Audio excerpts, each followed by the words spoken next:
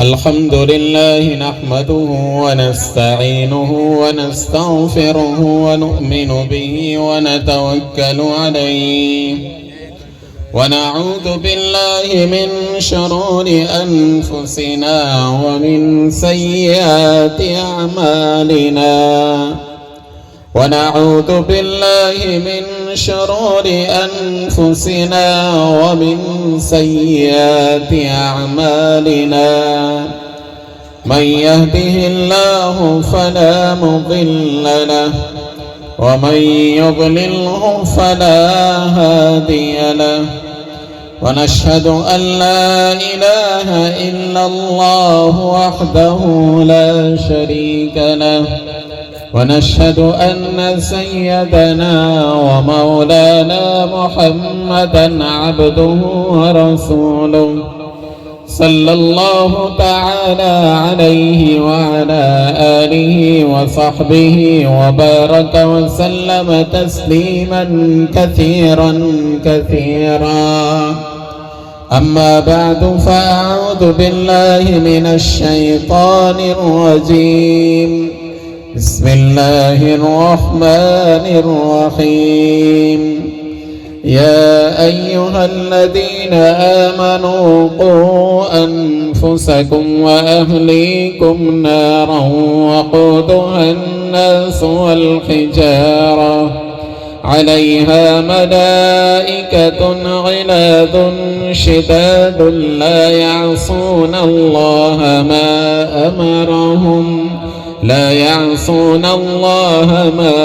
أمرهم ويفعلون ما يؤمرون.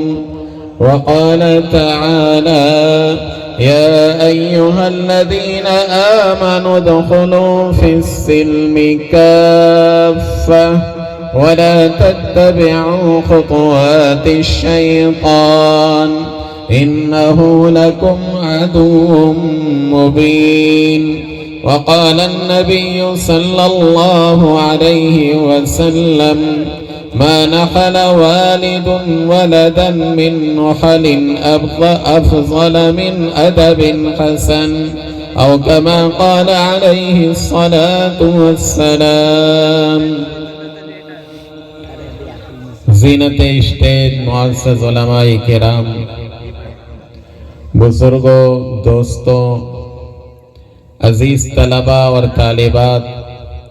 اور پس پردہ بیٹھ کر دین کی باتیں سننے والی میری اسلامی ماں بہنیں، کافی دیر سے آپ الحمدللہ مدرسہ نور الایمان کے بچوں کا پروگرام سن رہے ہیں. بڑی اچھی باتیں اور بڑی قیمتی نصیحتیں ان بچوں نے آپ کے سامنے پیش کی. چھوٹے چھوٹے بچے جو بعض مرتبہ اگر گھر میں 2-4 مہمان بیٹھے ہوں تو اپنے والد سے کچھ مطالبہ کرنے میں بھی شرماتے ہیں، جھجک محسوس کرتے ہیں. لیکن الحمدللہ ان بچوں کی ہمت کی داد دینی پڑے کہ اسٹیج کے اوپر اتنے جید علماء کی جماعت اور سامنے اپنے رشتہ داروں اور اپنے بزرگوں کے سامنے اتنی بے تکلفی کے ساتھ بات کرنا، بولنا، پروگرام پیش کرنا، واقعتاً یہ بڑی ان کی کامیابی کی دلیل ہے. اور ساتھ ساتھ ان کے استاد محترم کی محنت کی بھی یہ بات غمازی کرتی ہے کہ ماشاءاللہ استاد محترم کی محنت کافی رنگ لائی ہے. اور ابھی پروگرام کی آخری کڑی میں 2 بچیوں نے جو مکالمہ پیش کیا کہ ایک شیرنی بنی بیٹھی تھی ایک بکری کے سامنے، ماشاءاللہ بڑی اچھی طریقے سے جھنجھوڑ کر رکھ دیا. یہ تو بظاہر ایک مکالمہ تھا، لیکن اس بچی نے آج کے اس مادی دور میں جبکہ دنیاوی تعلیم کی ہر ایک کے اوپر ایک قسم کا بوجھ سوار ہے، ایسے کے اندر دینی تعلیم کو دقیانوسیت جو بعض لوگ بتلا رہے ہیں ان کی بکھیاں ادھیڑ کے رکھ دی استاد شیرنی نے. واقعتاً وہ بڑی قابل داد ہیں اور خاص کر کے یہ پروگرام ان کو پیش کرنے کے لیے جن استاد نے یہ مضمون تیار کیا ہے وہ اس سے زیادہ قابل داد ہیں۔ ہم یہاں کے منتظمین کو اور استاد محترم کو اور ان طلبہ طالبات اور ان کے والدین کو سب کو مبارکبادی پیش کرتے ہیں، اور ساتھ ساتھ ماشاءاللہ یہاں کے گاؤں کے نوجوان اور ہر ایک مرد اور عورت نے ان بچوں کے انعام دینے میں جو اپنا دل کھول کے رکھ دیا، واقعتاً وہ بھی بڑا قابل تعریف اقدام ہے۔ اور پھر مہمانوں کے لیے چائے کا، دودھ کا، ناشتے کا انتظام، یہ سب ماشاءاللہ اس بات کی دلیل ہے کہ امت کے اندر ابھی دین کی روح موجود ہے۔ اور مجھے علامہ اقبال کا یہ شعر جو ہے بے ساختہ یاد آ گیا کہ نہ ہو اقبال نا امید اپنی کشت ویرا سے، ذرا نم ہو تو یہ مٹی بڑی زرخیز ہے ساقی۔ اور الحمدللہ ان نوجوانوں کی اور گاؤں کے لوگوں کی اس اثار کو دیکھ کر ایسے دور کے اندر کہ جب امت مسلمہ ہر طرح کے مسائل میں گری ہوئی ہے اور کچھ جاگتے میں خواب دیکھنے والے یہ خواب دیکھ رہے ہیں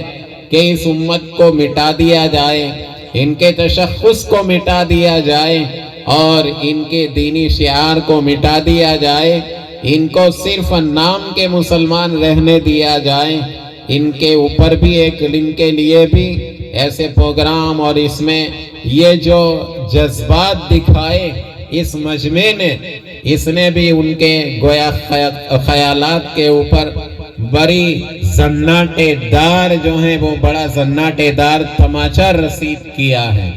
انشاءاللہ یہ امت اس طریقے سے علماء سے، دین سے جڑی رہی تو پھر انشاءاللہ اس امت کا زوال ممکن ہی نہیں۔ اللہ پاک اس امت کے ایمان کی، اس کے نسلوں کی ایمان کی حفاظت فرمائے۔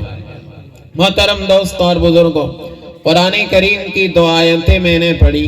اور اللہ کے رسول صلی اللہ تعالیٰ علیہ وسلم کی ایک حدیث میں نے آپ کے سامنے پیش کی، تو دو آیتوں دونوں کا عنوان الگ الگ ہے۔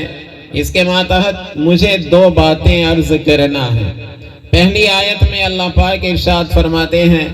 اے ایمان والو، بچاؤ اپنے آپ کو اور اپنے متعلقین کو اس آگ سے جس کا ایندھن انسان اور پتھر ہے، اور اس کے اوپر ایسے فرشتے مقرر ہیں کہ اللہ جو ان کو حکم دیتے ہیں اس میں ذرہ برابر نافرمانی نہیں کرتے، اور اللہ جو حکم دیتے ہیں وہ کر گزرتے ہیں۔ اس آیت کے اندر اللہ پاک نے تمام ایمان والوں کو مخاطب بنا کر ایک بڑی ذمہ داری سونپی ہے اور ایک بڑی ذمہ داری کا احساس دلایا ہے کہ اے ایمان والو، اپنے آپ کو بچاؤ اور ساتھ ساتھ اپنے متعلقین کو بچاؤ۔ گویا آدمی کے اوپر دو ذمہ داریاں ہیں۔ ایک ذمہ داری تو یہ ہے کہ وہ خود پکا سچا مسلمان بنا رہے اور اپنے آپ کو اللہ کا مطیع فرمان بنایا رہے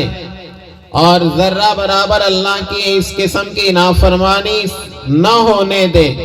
کہ جس کی وجہ سے وہ آگ کا مستحق بن جائے۔ اور دوسری ذمہ داری یہ سپرد کی اہلیکم، کہ اپنے آپ کو تو بچانا ہی ہے دوزخ سے، اس کی عذاب سے، اس کی آگ سے، لیکن ساتھ ساتھ اپنے متعلقین، اپنے گھر والے، اپنے اولاد اور اپنے ماتحتوں کو بھی بچانا ہے اس بات سے کہ خدارا شیطان اور نفس ان سے ایسے کام کروا دے کہ جس کی وجہ سے وہ دوزخ کے عذاب کے مستحق بن جائے۔ لہذا ایسی باتوں سے ان کو بچانا ہے۔ اب آپ جانتے ہیں کہ الحمدللہ اس کے متعلق محنتیں مختلف طریقوں سے ہو رہی ہے، مکاتب اور مدارس کی لائن سے ہو رہی ہے اور دعوت کی لائن سے بھی محنتیں ہو رہی ہے، اور مختلف بستیوں میں اصلاح معاشرہ کی کمیٹیاں ہوتی ہیں ان کے ذریعے یہ محنتیں ہو رہی ہیں۔ لہذا یہ امت کی ایک اجتماعی ذمہ داری ہے کہ امت کا ہر فرد، ایک تو اس پر اپنی ذات کی ذمہ داری ہے کہ وہ اپنے آپ کو ایسے امور سے بچائے، اللہ کی ایسی نافرمانیوں سے بچائے کہ جس کی وجہ سے وہ دوزخ کی آگ کا مستحق بن جائے، نعوذ باللہ۔ اور ساتھ ساتھ یہ ذمہ داری اس پر ڈالی گئی کہ اپنے ماتحتوں کے متعلق پورا خبردار رہیں۔ یہ ہماری نسلیں اور ہماری اولاد، جہاں پر اللہ کی طرف سے ہمارے لیے ایک بہت بڑا انعام ہے، بہت بڑی نعمت ہے۔ اولاد کا مل جانا یہ اللہ کا بڑا انعام ہے۔ جن لوگوں کو اولاد نہیں ہوتی نکاح کے بعد، وہ دعائیں کرتے ہیں، دعائیں کرواتے ہیں، منتیں مانتے ہیں، اور جب اولاد ہوتی ہے تو بڑی خوشیاں منائی جاتی ہیں اور مبارکبادی دی جاتی ہے۔ تو جہاں پر اولاد یہ ایک نعمت ہے، وہاں پر ساتھ ساتھ اولاد اور ہماری نسلیں یہ ایک ذمہ داری بھی ہے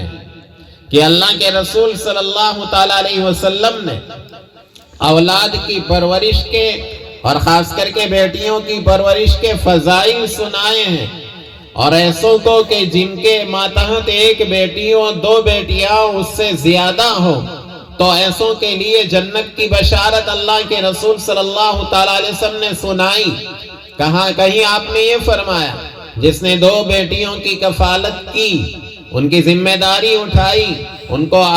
اخلاق سے، دین سے آراستہ کیا، وہ جنت میں میرے اس طریقے سے اتنا میرا قریب ہوگا۔ اللہ کے رسول صلی اللہ علیہ وسلم نے اپنی 2 انگلیاں بتلائی کہ اس میں اتنا، بس میرے اتنا قریب ہوگا، اور اس کے اور میرے درجے میں اتنا فرق ہوگا۔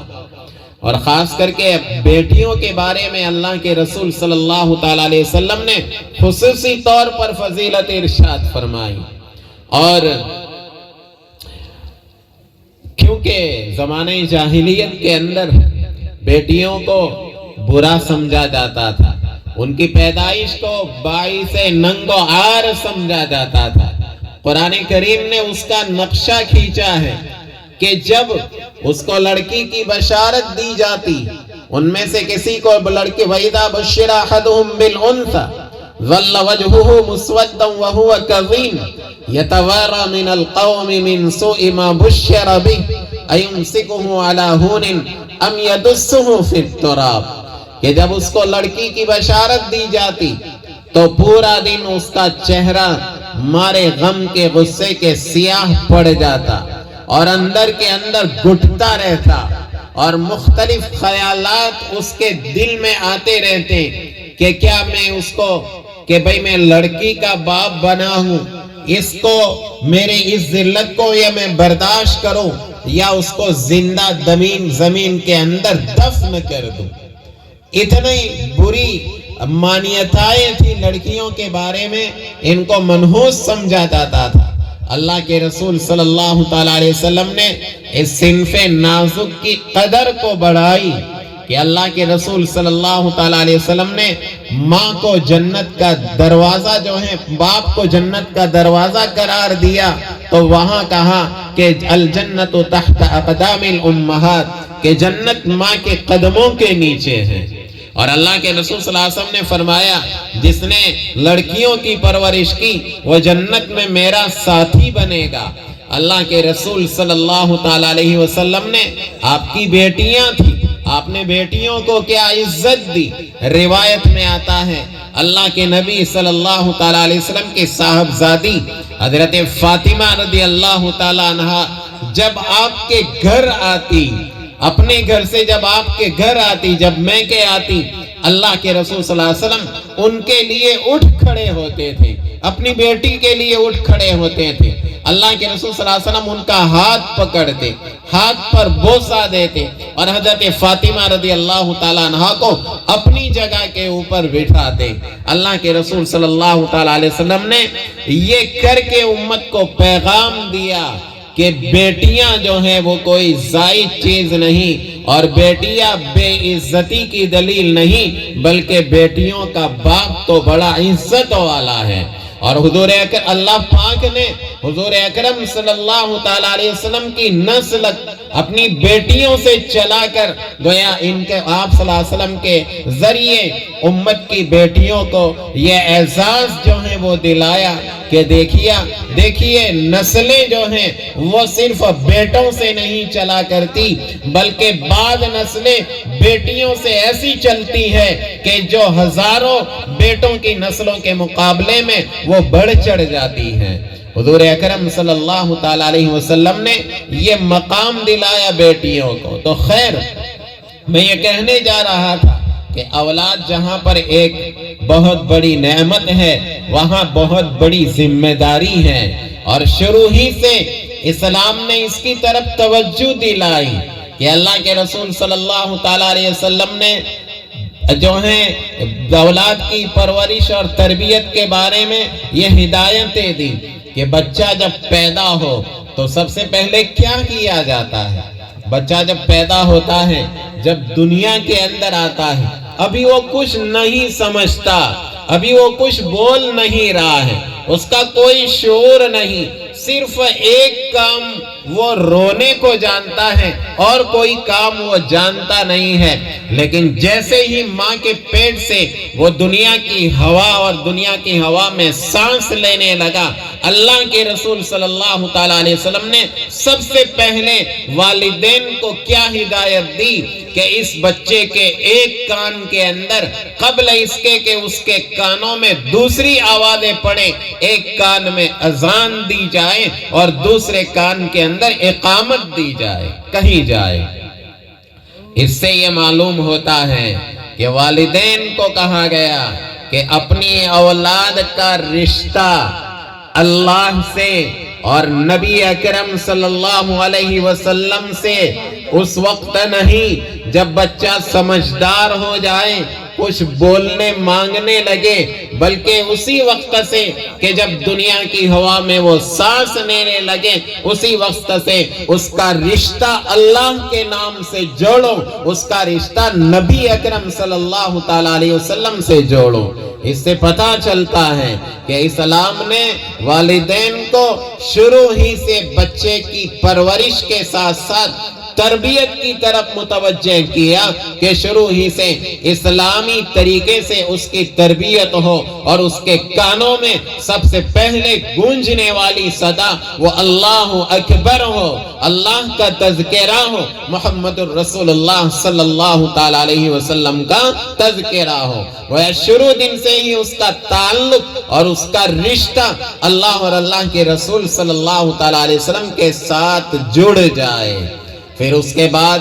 جب 7 دن کا ہو جائے اس کا عقیقہ کرو، اس کے لیے اس کی بلاؤں سے حفاظت کے لیے اللہ کے نام پر جو ہے وہ قربانی کرو جانور کی، گویا اللہ کے ساتھ اس کا تعلق جوڑا جا رہا ہے۔ پھر اس کا نام رکھو، اور اللہ کے رسول صلی اللہ تعالیٰ علیہ وسلم نے فرمایا اپنے بچوں کے نام، آپ صلی اللہ تعالیٰ علیہ وسلم نے فرمایا کہ سب سے بہترین نام اللہ کے یہاں عبداللہ اور عبد الرحمن ہے، گویا اس کے بعد اس کا اچھا نام رکھا جائے، اس لیے کہ ناموں میں بھی یہ اثر ہوتا ہے۔ آج ہمارے اندر ایک فیشن یہ بھی چل پڑی ہے کہ بھئی بچہ پیدا ہو تو مولانا کو فون کریں گے، مولانا 8-10 کوئی نام دیجئے، 8-10 نام دیجئے۔ پہلے یہ طریقہ تھا کہ بھئی امام صاحب کو یا عالم صاحب کو فون کر دیا، گھر پر بچہ پیدا ہوا ہے یا بچی پیدا ہوئی ہے، آپ کو اس کا نام رکھنا ہے۔ اب اس کے لیے اس وقت جو بھی اللہ نے دل میں بات ڈالی، بھئی عبداللہ، عبد الرحمن، سعد، سعید، معاذ، جو بھی دل میں ڈالے وہ رکھ لیں، اور وہاں پر کہ بھئی یہ نام رکھ دو، نام رکھ دیا، وہاں پر قصہ ختم ہو گیا۔ اب یہاں پر تو فون آئے گا، مولانا صاحب کچھ نئے نام رکھ، کچھ لیٹسٹ نام جو ہیں وہ کیا ہے، جیسے ایسا نہ ہو کہ بھئی دنیا میں بننے والی جو مختلف قسم کی چیزیں ہوتی ہیں تو اس میں جیسے آدمی لیٹسٹ تلاش کرتا ہے، کوئی نیا ورژن ہو تو تلاش کرتا ہے، بھائی یہ تو جو ہے بچہ حضرت آدم علیہ السلام کے زمانے سے لے کر آج تک جو بچے پیدا ہو رہے ہیں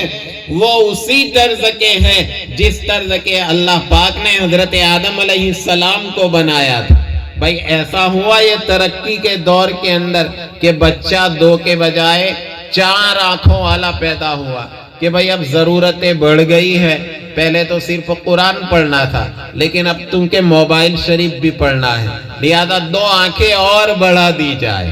تاکہ وہ 2 آنکھیں بچی رہیں۔ تو ایسا نہیں ہوتا ہے کہ بھائی اب جو ہے وہ 2 کے بجائے 4 آنکھوں والا بچہ پیدا ہو رہا ہے، 2 کے بجائے 4 ہاتھوں والا بچہ جو ہے وہ پیدا ہو رہا ہے کہ بھائی اس کو جو ہے وہ دونوں ہاتھوں سے کام بھی کرنا ہے، بائک بھی چلانا ہے، بائک پر نئے اسٹنٹ بھی کرنا ہے، ویڈیو بھی بنانا ہے، واٹس ایپ پر ڈالنا ہے۔ بھائی یہ بچے 2 ہاتھ والے ہی پیدا ہو رہے ہیں، 2 پیر والے ہی پیدا ہو رہے ہیں۔ اب مولانا کا دماغ خراب کریں گے، مولانا نئے نام چاہیے، لیٹسٹ نام، یہ عبداللہ، عبد الرحمن اور سعد اور سعید اور یہ احمد، محمد اور فلاں فلاں، یہ تو سب پرانے نام ہیں۔ اور بیٹیوں کے نام کے اندر عائشہ، خدیجہ اور حلیمہ اور سعدیہ، یہ تو سب پرانے نام جو ہیں وہ ہو گئے۔ مولانا آپ کوئی نیا نام جو ہے وہ دیجئے۔ یاد رکھیے اللہ کے نبی صلی اللہ تعالیٰ علیہ وسلم نے صاف حدیث میں ارشاد فرمایا سب سے بہتر نام اللہ کے یہاں عبداللہ اور عبد الرحمن ہے، اور اسی طریقے سے اپنے بچوں کے نام صحابہ کرام کے نام پر رکھے جائیں گے، اپنی بچیوں کے نام صحابیات کے اور نیک خاتونوں کے نام پر رکھے جائیں گے تو بچوں کے اندر یہ اثرات ضرور مرتب ہوں گے۔ تو خیر میں یہ بات کہہ رہا تھا کہ اسلام نے بچوں کی تربیت کے بارے میں اس کا اچھا نام رکھا جائے، پھر اس کے بعد جب بچہ بولتا ہو تو سب سے پہلے اس کو اللہ کا نام سکھایا جائے، ابو اور امی سے پہلے اللہ کا نام اس کے زبان کے اوپر چڑھے، اور پھر جب بچہ بڑا ہو جائے اس کا رشتہ اللہ سے جوڑو، عبادت سے جوڑو، کہ جب کچھ سمجھدار ہو جائے اس کو اللہ اور اللہ کے رسول صلی اللہ تعالیٰ علیہ وسلم کی پہچان کرائی جائے، اور پھر جب کچھ اور بڑا ہو، شعور کی حد کو پہنچے، پاکی ناپاکی کے مسائل اس کو سکھلائے جائے، اور پھر اس کے بعد اس کو آداب سکھلائے جائے، بڑوں کے ادب کرنے کا ادب سکھلایا جائے۔ گھر میں داخل ہو تو بیٹا السلام علیکم کہیں گے، کھانا شروع کریں گے تو بیٹا بسم اللہ کہہ کر کھانا شروع کریں گے، اور پھر جب بڑا ہو جائے تو پھر ایسی صورت کے اندر اس کو نماز کا عادی بنایا جائے۔ اب 7 سال کا ہو گیا، اب اس کو نماز کا حکم کرو، حالانکہ نماز اس کے اوپر فرض نہیں ہے، لیکن اتنی بات ضرور ہے کہ بچے کو یہ سب حاصل ہوگا گھر کے ماحول کے ذریعے۔ اگر گھر کے اندر اللہ کے نام کے تذکرے ہو رہے ہیں تو پھر بچہ اللہ کا نام لے گا۔ اگر گھر کے اندر اللہ اور اللہ کے رسول صلی اللہ تعالیٰ علیہ وسلم کی حمد و نعتیں پڑھی اور سنی جائے گی تو بچوں کے زبان کے اوپر وہ حمد اور نعت ہوگی۔ بچے اگر گھر کے بڑوں کو نماز پڑھتے دیکھیں گے تو پھر بچوں کو نماز پڑھانا آسان ہو جائے گا، لیکن خدا نہ خواستہ اگر معاملہ اس کے برعکس ہے کہ ہمارے گھروں کے اندر اللہ اور اللہ کے رسول کو چرچوں کے بجائے ہماری صبح میوزک سے ہوتی ہے، ہمارے گھر کی خواتین روٹی پکاتے وقت گانے کی عادی بن چکی ہے، گانا گانے کی اور گانا سننے کی عادی بن چکی ہیں، تو پھر یہ ہمارے بچے ان کی زبانوں کے اوپر اللہ اور اللہ کے رسول کے نام نہیں ہوں گے، وہ فلمی گانے ان کے زبانوں کے اوپر ہوں گے، وہ نمازوں کی طرف نہیں جائیں گے، وہ معمولی سی میوزک کی آواز پر تھرکنے لگیں گے۔ اس لیے کہ بچے کے بننے اور بگڑنے میں گھر کے ماحول کا بڑا اثر ہوتا ہے۔ لہذا اگر ہم یہ چاہتے ہیں کہ ہمارے بچے بنے رہیں، ہمارے بچے دین پر باقی رہیں، تو صرف ان کو مکتب بھیجنے سے کام نہیں چلے گا۔ مکتب مکتب کے اندر ماشاءاللہ استاد نے کتنی اچھی اچھی باتیں سکھلائی وہ آپ کے سامنے ہیں، لیکن یہ بچہ مکتب کے اندر 2-2.5 گھنٹہ رہتا ہے، 3 گھنٹے رہتا ہے، لیکن اس کے بجائے 21-22 گھنٹہ یہ اپنے والدین کے ساتھ اور اپنے بھائی بہنوں کے ساتھ رہتا ہے۔ اگر وہاں کا ماحول اسے ٹھیک ملا، اللہ اور اللہ کے رسول والا ماحول ملا، گھر میں اللہ اور اللہ کے رسول کی باتوں کے چرچے والا ملا، تو انشاءاللہ یہ دیندار بنے گا اور آنکھوں کا تارا بنے گا۔ لیکن اگر خدا نہ خواستہ گھر کا ماحول اس کے برعکس ہے کہ نہ مردوں کی نماز کا ٹھکانہ ہے نہ عورتوں کی نماز کا ٹھکانہ ہے، ہٹے کٹے نوجوان فجر کی اذان کے وقت پاؤں پھیلائے بستر کے اندر پڑے رہے ہیں، تو پھر ایسی صورت کے اندر بھول جائیے کہ یہ بچے آنکھوں کے تارے بنیں گے، بلکہ ہو سکتا ہے یہ ہمارے آنکھوں کے کانٹے بن جائیں۔ لہذا ضرورت ہے اس بات کی کہ ہم اپنے گھر کے ماحول کو بنائیں۔ اللہ کے رسول صلی اللہ تعالیٰ علیہ وسلم نے ارشاد فرمایا، کسی باپ نے اپنے بیٹے کو اس سے بہتر کوئی عطیہ نہیں دیا کہ اس کو اچھا ادب سکھلایا۔ لہذا بچوں کو اچھے آداب سے واقف کرانا ہے، اور خاص کر کے ہمارے اس دور کے اندر جبکہ ہر طرف مادیت کا دور ہے اور ہمارے بچوں کے ذہن اور دماغ کو اور ان کے دلوں کو اسلامی تعلیمات سے دور کرنے کی منظم سازشیں ہو رہی ہیں۔ ہمارے بچے جو اسکول کی کتابیں پڑھ رہے ہیں، جو اسکول کی کتابیں ان کو پڑھائی جا رہی ہے، ذرا اس پر ذرا کبھی نظر تو ڈالیے کہ وہ کل کی ہم نے جو پڑھی اسکول کی کتابیں اور آج کی اسکول کے نصاب کو پڑھ کر دیکھیے کہ کل وہ کون سا صاف ستھرا نصاب تھا اور آج کا نصاب کہ جس میں دیو مالائی قصوں سے اس کو رنگ دیا گیا ہے، زعفرانی رنگ سے اس کو رنگ دیا گیا ہے، اور ایسی باتیں اس میں شامل کر دی گئی کہ جس کی وجہ سے نعوذ باللہ اگر یہ مکاتب کی محنت نہ ہو اور اگر امت کا طبقہ ہوشیار نہ رہے تو ان کو مرتد بنتے دیر نہیں لگے گی۔ لہذا اس کے بارے میں ذرا حساس ہونے کی ضرورت ہے۔ ہم یہ مومن ہیں،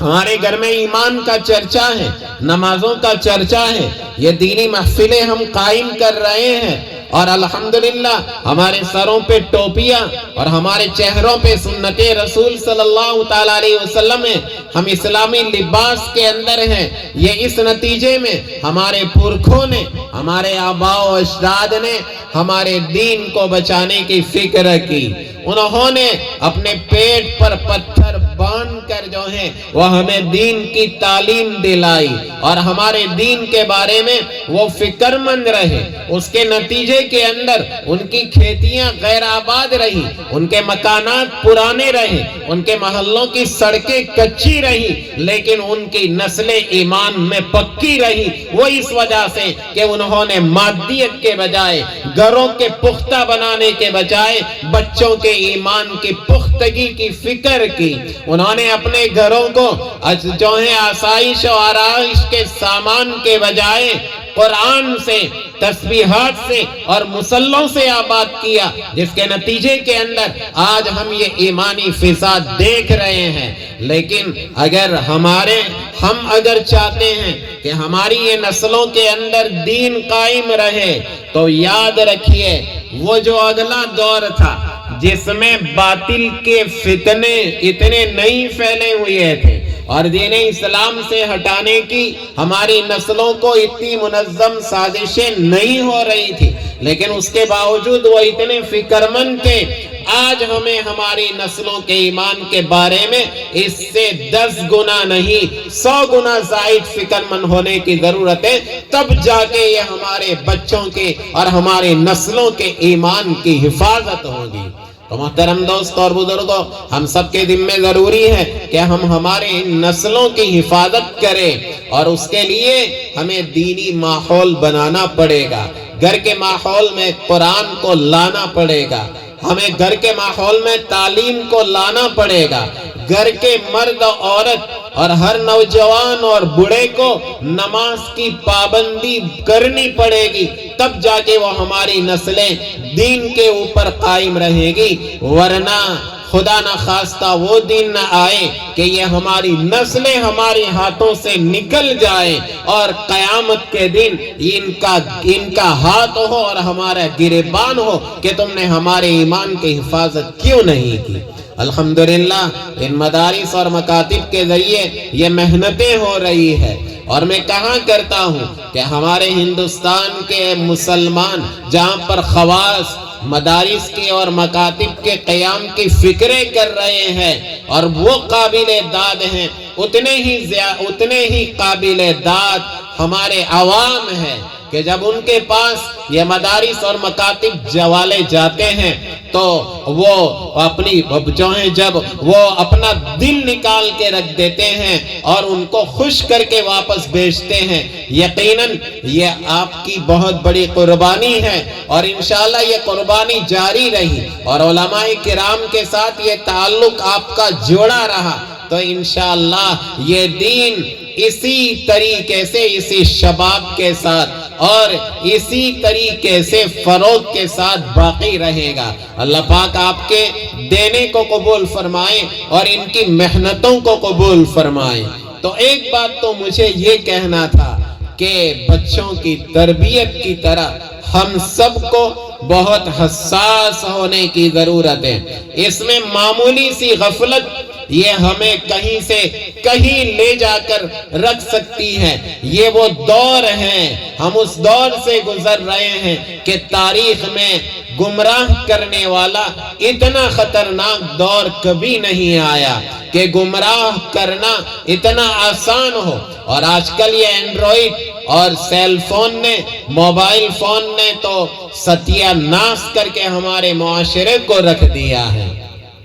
لہذا اپنی نسلوں کو اس سے بچائے رکھے، خود بھی اس سے بچے رہے۔ تو ایک بات تو مجھے یہ کہنی تھی۔ دوسری بات مجھے جو عام مسلمان اور خواتین کو مجھے کہنا ہے وہ اس آیت کے ضمن کے اندر یہ اللہ پاک فرماتے ہیں یا ایھا الذین آمنوا ادخلوا فی السلم کافہ،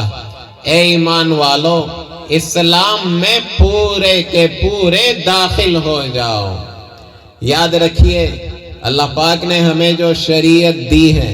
جو دین اسلام دیا ہے، اس میں زندگی کے تمام شعبوں کے متعلق پوری اور صحیح رہنمائی موجود ہے۔ زندگی کا کوئی گوشہ اللہ کے رسول صلی اللہ تعالیٰ علیہ وسلم نے ایسا نہیں چھوڑا کہ جس میں اس کے متعلق حضور اکرم صلی اللہ تعالیٰ علیہ وسلم کی ہدایت موجود نہ ہو۔ اللہ کے رسول صلی اللہ تعالیٰ علیہ وسلم نے صرف نماز، روزہ، حج، زکوٰۃ یہ کر کے اور اس کے متعلق ہی صرف ہدایت نہیں دی، بلکہ زندگی کے دوسرے تمام شعبے ہیں، چاہے اس کا تعلق ایمانیات سے ہو، چاہے اس کا تعلق معاشرت سے ہو، چاہے اس کا تعلق معاملات سے ہو، چاہے اس کا تعلق اخلاق سے ہو، ان تمام امور کے متعلق بھی، ان تمام شعبوں کے متعلق بھی اللہ کے رسول صلی اللہ تعالیٰ علیہ وسلم کے فرمان میں واضح ہدایتیں موجود ہیں۔ اگر ایک تاجر ہے تو تاجر کو اپنی تجارت کس طریقے سے کرنا ہے وہ اللہ کے رسول صلی اللہ تعالیٰ علیہ وسلم کی احادیث کے اندر موجود ہے۔ ہمیں آپس کے اندر ایک دوسرے کے ساتھ کس طرح سے رہنا ہے، معاشرت کے متعلق، پڑوسیوں کے حقوق کے متعلق، رشتہ داروں کے حقوق کے متعلق حضور اکرم صلی اللہ تعالیٰ علیہ وسلم نے پوری وضاحت کر دی، اور کوئی بھی گوشہ ایسا باقی نہیں چھوڑا کہ اس میں حضور اکرم صلی اللہ تعالیٰ علیہ وسلم کی ہدایت موجود نہ ہو۔ تو ایک مسلمان کا مطلب یہ صرف نہیں کہ وہ نماز پڑھ لیں، روزہ رکھ لیں، حج کر لیں، زکوٰۃ کر لیں، یہ بہت اچھی بات ہے اور یہ فرض ہے۔ نماز زندگی کی روح ہے، زکوٰۃ ہر صاحب نصاب کے اوپر واجب ہے، جس کو اللہ نے حج کی استطاعت دی ہے اس پر حج کرنا ضروری ہے۔ لیکن جیسے نماز پڑھنا ضروری، ویسے پڑوسیوں کے حقوق کو ادا کرنا بھی ضروری ہے۔ جیسے شراب سے بچنا ضروری ہے، جیسے سور کھانے سے بچنا ضروری ہے، ویسے ہی سود کھانے سے بچنا بھی ضروری ہے۔ جیسے شراب حرام ویسے سود حرام، اور جس طریقے سے نماز کا پڑھنا ضروری ہے اسی طریقے سے رشتہ داروں کے ساتھ اچھے تعلقات قائم رکھنا یہ بھی ضروری ہے۔ جس طریقے سے اللہ کا حق ادا کرنا ضروری ہے ایسے ہی مخلوق کا حق، اپنی اولاد کا حق، اپنی بیویوں کا حق بھی ادا کرنا ضروری ہے۔ حضور اکرم صلی اللہ تعالیٰ علیہ وسلم نے جہاں نماز پڑھ کے دکھلائی اور آپ نے ارشاد فرمایا صلو کما رأیتمونی اصلی، کہ جیسے میں نماز پڑھتا ہوں ویسے ہی نماز پڑھو، وہاں حضور اکرم صلی اللہ تعالیٰ علیہ وسلم نے تجارت کے طریقے بھی بتلائے، شادی بیاہ کے طریقے بھی بتلائے کہ اسلامی شادی کیا ہوتی ہے، شرعی شادی کیا ہوتی ہے۔ لیکن شادی کے معاملے کے اندر خاص کر کے رسوم اور رواج کے اندر ہم اتنے آگے نکل چکے ہیں کہ اب خدا نخواستہ بہت سی جگہوں کے اوپر اگر کہیں شادی کا ڈول تماشا ہوتا ہے تو تمیز کرنا مشکل ہو جاتا ہے کہ یہ مسلمان کی یہاں شادی ہو رہی ہے یا غیر مسلم کے یہاں شادی ہو رہی ہے۔ حالانکہ شادی نہ یہ کہ ایک دنیاوی معاملہ ہے صرف، بلکہ اس میں عبادت کا پہلو بھی ہے، لیکن ہم نے شک نکاح کو ایک رسوم اور رواج کا پلندہ بنا کے رکھ دیا ہے۔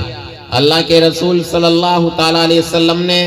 اس نکاح کو اپنی سنت قرار دیا، النکاح سنتی، کہ نکاح میری سنت ہے۔ علماء لکھتے ہیں کہ اس سے معلوم ہوتا ہے کہ نکاح یہ صرف دنیاوی معاملہ نہیں بلکہ وہ ساتھ ساتھ عبادت بھی ہے، بلکہ اس میں عبادت کا پہلو غالب ہے۔ ذرا آپ دیکھنے جائیں، غور کریں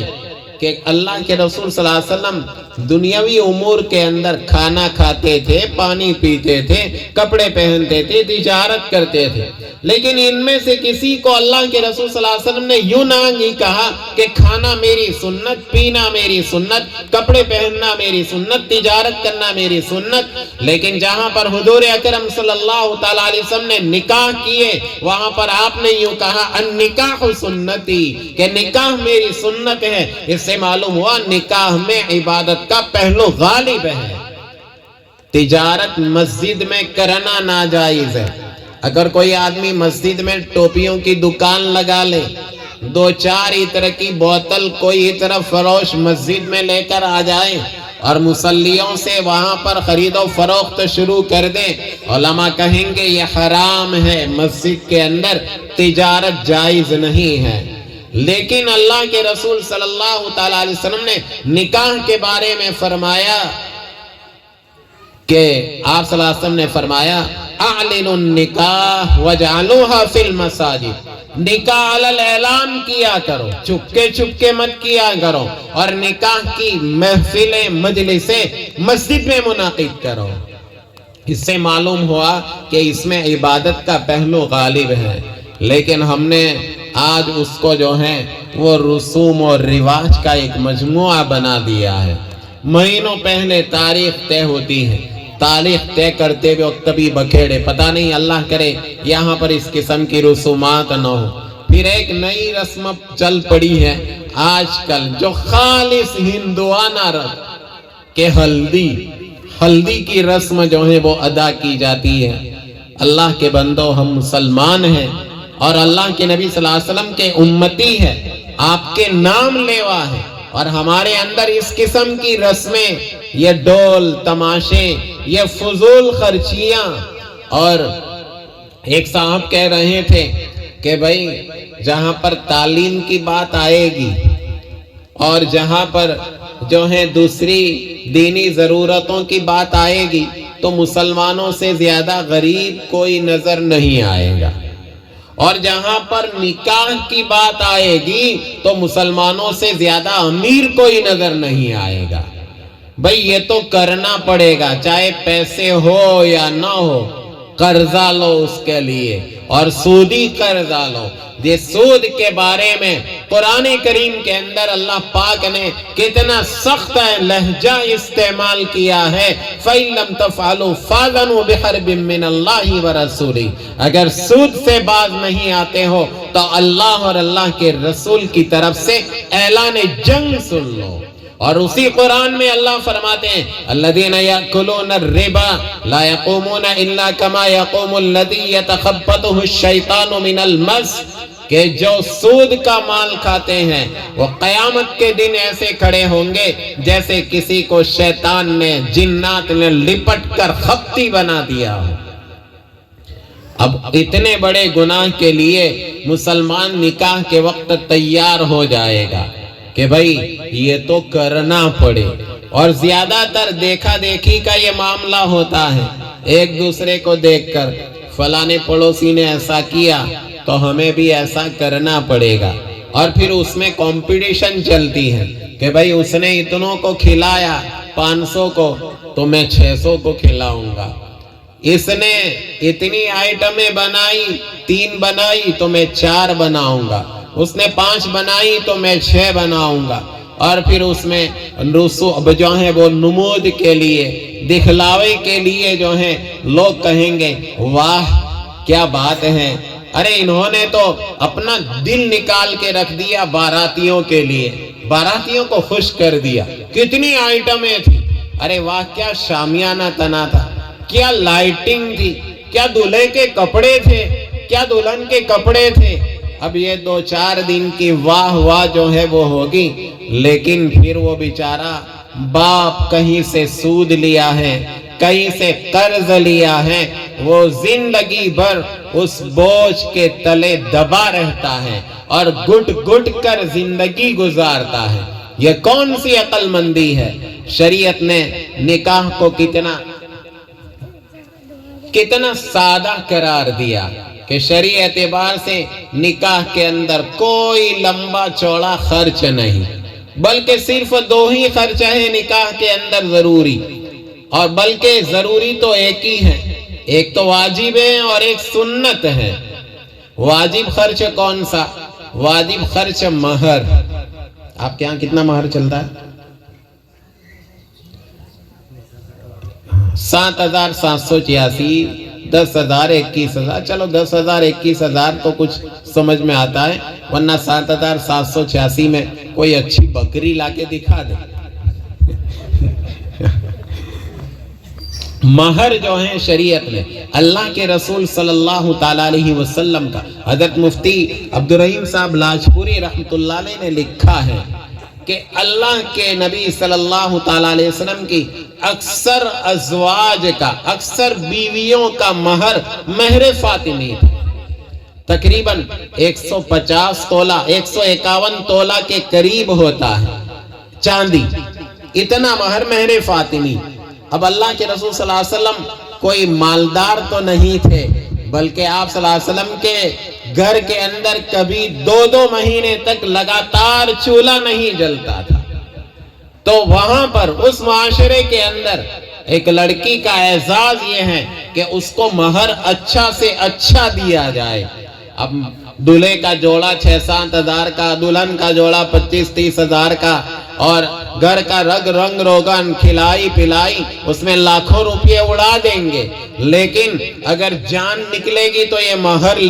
دینے کے وقت ہے کہ 7,786، 10,000 مہر، بھئی کم از کم 25,000، 30,000، 50,000 لاکھ روپے یہ عامتاً مہر ہونا چاہیے، تاکہ جس لڑکی کو آپ لا رہے ہیں وہ اپنا سب کچھ چھوڑ کر آپ کی ہو رہی ہے، اپنے گھر کے آنگن کو چھوڑ کر آپ کی ہو رہی ہے، اس کا اعزاز اسی میں ہے کہ اس کا مہر کچھ زیادہ رکھا جائے۔ خیر،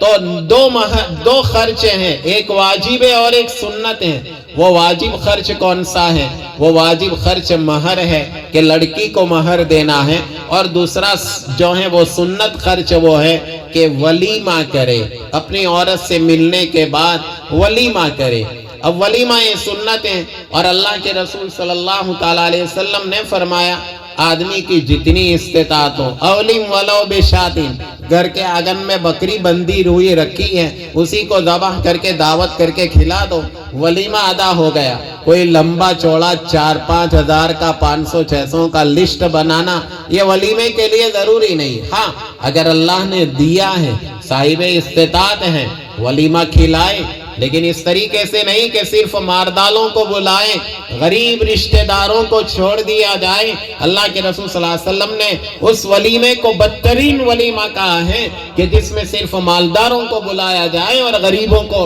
और रिश्तेदारों को छोड़ दिया जाए। तो अगर वलीमा खिलाना है, इस्तेताअत के मुतालिक खिलाए। अगर आदमी बहुत गरीब है, अपने घर वालों को खाना पकाकर वलीमे की नीयत से खिलाएगा तो भी सुन्नत अदा हो जाएगी।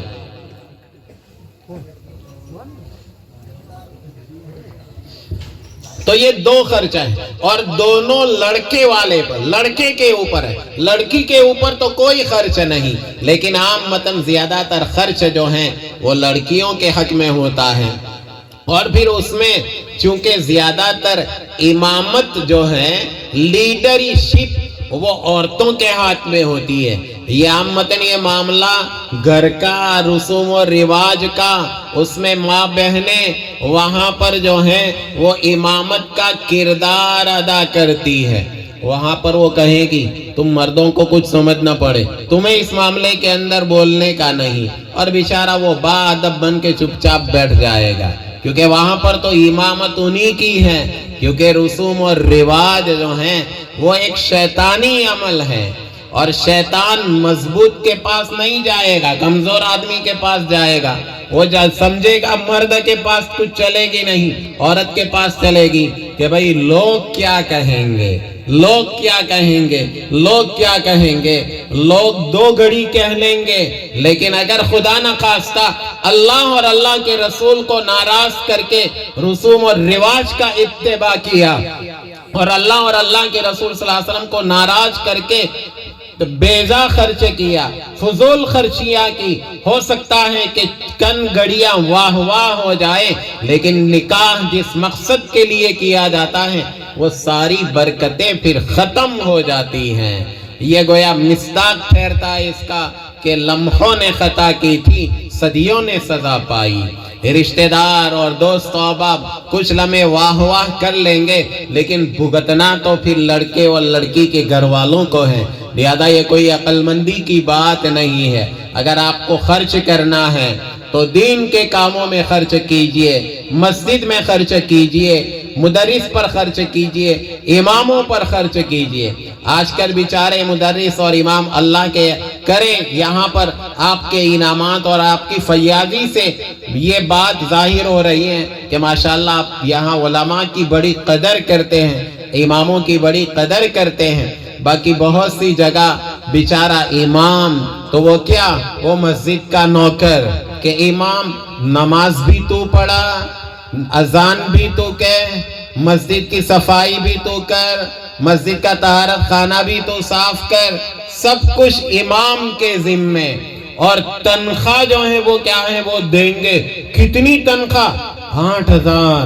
10,000, 10,000 की तनख्वाह देंगे और फिर कहेंगे इमाम साहब को 10,000 की तनख्वाह देते हैं। अरे भाई 10,000 आज के ज़माने के अंदर बहुत सौ के बच्चों की सिर्फ स्कूल की फीसें भी उससे अदा नहीं होती, सिर्फ चाय का खर्चा भी उससे नहीं निकलता। मस्जिद का इमाम और मदरसे का मुदर्रिस, उसकी हैसियत मैं कहता हूँ कि ऑक्सफोर्ड यूनिवर्सिटी के सबसे बड़े प्रोफेसर से भी ज्यादा उसका मकाम है। अगर उस प्रोफेसर से ज्यादा आप उसको तनख्वाह हो, फिर भी उसका हक अदा नहीं हो सकता। मैं नहीं कहता कि भाई 1,00,000-2 लाख रुपए उनको तनख्वाह दो, लेकिन कम से कम इतनी तो तनख्वाह हो कि अल्लाह करे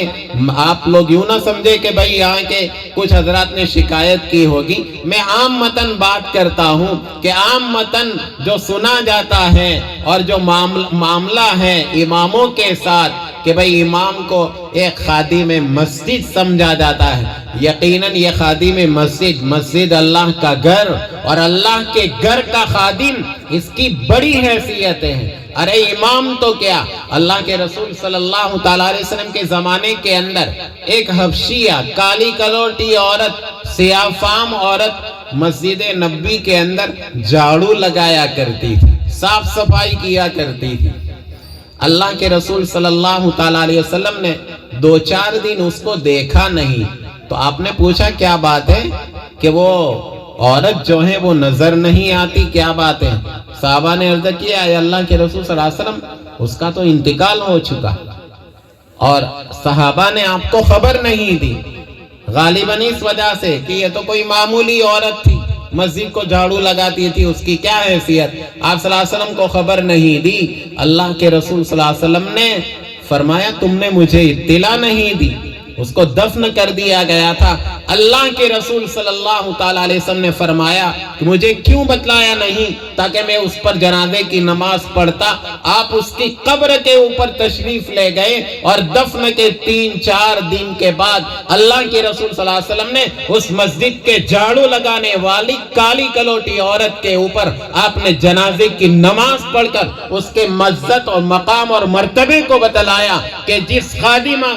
اور خادمہ کی نسبت اللہ کے گھر سے جڑا کرتی ہیں، اس کا مقام یہ ہوتا ہے کہ نبی دفن کے بعد اس پر جنازے کی نماز پڑھ رہا ہے۔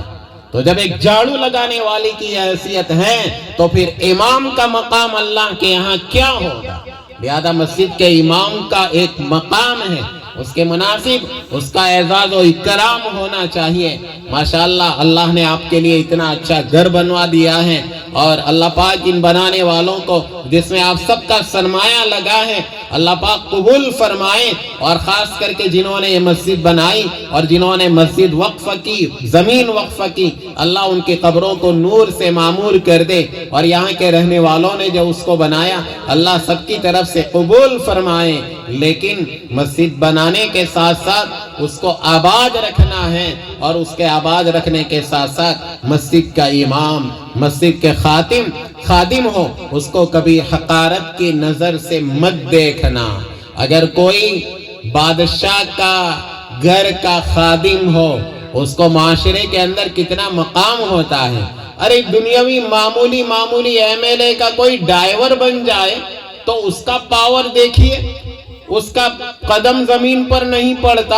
اتنا سر اٹھا کے رکھتا ہے وہ کہ بھئی میں فلانے MLA کا، فلانے PM کا، فلانے MLA کا جو ہے میں ڈائیور ہوں۔ ایک ڈائیور کا اتنا وٹ ہوتا ہے تو اللہ کے گھر کا امام اس کی کیا قدر ہونی چاہیے وہ ہم سمجھ سکتے ہیں۔ تو خیر میں یہ کہہ رہا تھا کہ ان شادی بیاہ کے موقع پر تو فضول خرچی کے لیے ہمارے پاکٹ جو ہیں وہ کھل جاتے ہیں۔ اللہ کے لیے اس پر کنٹرول کیجئے۔ ایک مسلمان کا نکاح اللہ کے بتلائے ہوئے طریقے پر، حضور اکرم صلی اللہ تعالیٰ علیہ وسلم کے طریقے کے پر ہوگا تو انشاءاللہ اس میں برکت ہوگی، اور اگر رسوم اور رواج کی پابندی کے ساتھ کیا تو پھر نکاح کے مقاصد پورے حاصل ہونا مشکل ہے۔ پھر شکایتیں کرتے پھرتے ہیں مولوی صاحب تعویذ بنا دو نے، بہو ماتھے کی ملی ہے، داماد اچھا نہیں ہے، بہت سرفنا ملا ہے، پوتا نواسا بہت حیران کرتا ہے۔ بھئی یہ سب تو یہ جو گل کھل رہے ہیں اس کو پانی تو ہم نے ہی پلایا ہے، ان پودوں کو یہ سب جو ہے اپنے ہاتھوں کا کیا ہم سمیٹ رہے ہیں، تو بعد میں پچھتانا نہ پڑے، اس لیے اپنی شادیوں کو سنت اور شریعت کے مطابق کیجئے۔ اللہ پاک اس جلسے کو کامیاب فرمائے، شرف قبولیت سے نوازیں، اس میں جس نے جو بھی لگایا ہے ان سب لگانے والے کو، جس نے اپنی زبان سے، اپنے قدم سے، اپنے ہاتھوں سے، اپنے دل سے، اپنے جیب سے جس کا جو بھی حصہ لگا ہو، اللہ سب کے حصے کو قبول فرمائے۔ اور آپ جو اتنی جمعیت کے ساتھ اور اتنے اطمینان کے ساتھ بیٹھے رہے، آپ قابل مبارکباد ہیں، اللہ آپ کے بیٹھنوں کو قبول فرما کر اس کے نتیجے میں اللہ ہم سب کے نسلوں کی ایمان کی حفاظت فرمائے۔ وآخر دعوانا الحمدللہ رب العالمین۔